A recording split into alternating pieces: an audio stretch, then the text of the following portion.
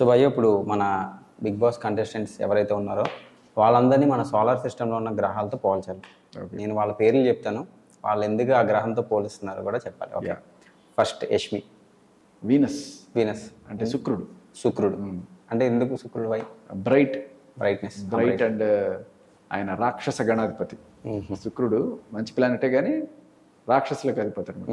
So బేసిక్గా ఆవిడ ఆడేటప్పుడు కూడా కొంచెం రాక్షసత్వం, రాక్షసుల్ని ఎంకరేజ్ చేసేట్టు ఉంటుంది అనమాట. లైక్ పృథ్వీ కావచ్చు ఆర్ ప్రేరణ కావచ్చు, వీళ్ళందరూ కూడా అసలు గేమ్లో వాళ్ళు కొట్టుకున్నా వీళ్ళందరూ కూడా వీనస్ బ్యాచ్లోకి వెళ్ళిపోతారు. అది. Okay, next Nikhil. మార్స్.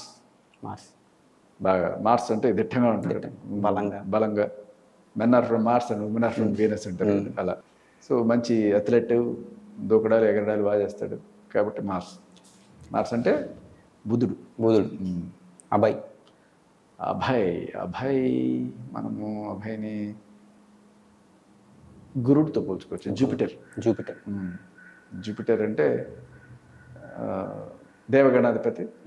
అంత మంచి చేయాలి, అందరూ మంచిగా ఉండాలి అని చెప్పి సమస్యలు అన్ని పరిష్కరిస్తూ అందరికి మంచి సయోధ్య కుదురుస్తూ అలా చేస్తుంటాడు. అందుకని జూపిటర్ వేసుకోవచ్చు. ఆదిత్యం పేరుకి ఆదిత్య అంటే సూర్యుడు, కానీ ఆయనకి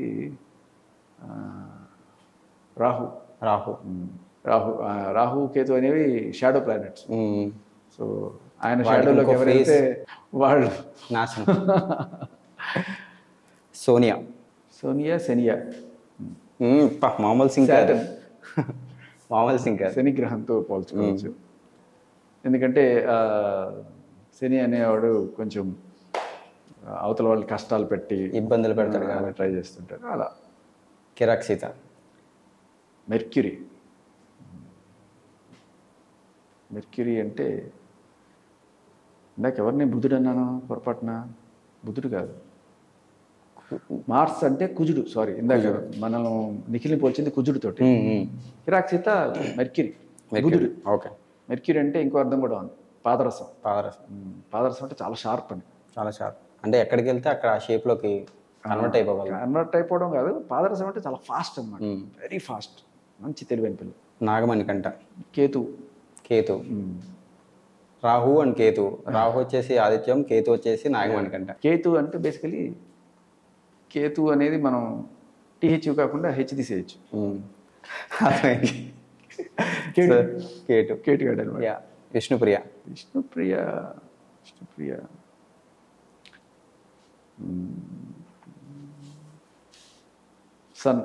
సన్. సూర్యుడు. అందరికీ సంతోషాన్ని పంచుతుందా? తన యాక్టివ్నెస్తో. Very active, very bright. ఇంకెవరన్నా మిగిలినారా?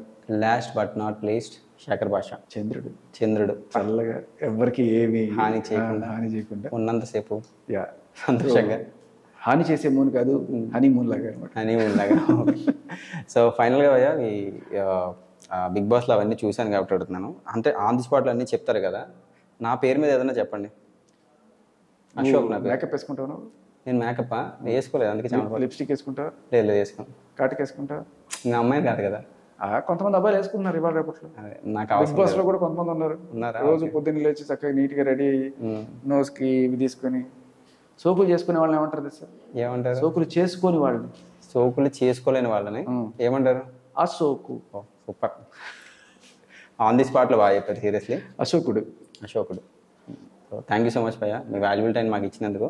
సో మీ జర్నీ బిగ్ బాస్లో చాలా మంచిగా జరిగింది. సీరియస్లీ 2 weeks కూడా చాలా హ్యాపీగా వచ్చారు. మీ ఫ్యూచర్ ప్రాజెక్ట్స్, మీ ఫ్యూచర్ వర్క్స్ అని కూడా మంచిగా జరగాలని మా జై స్వరాజ్య టీవీ తరఫు నుంచి కోరుకున్నాం. Thank you so much.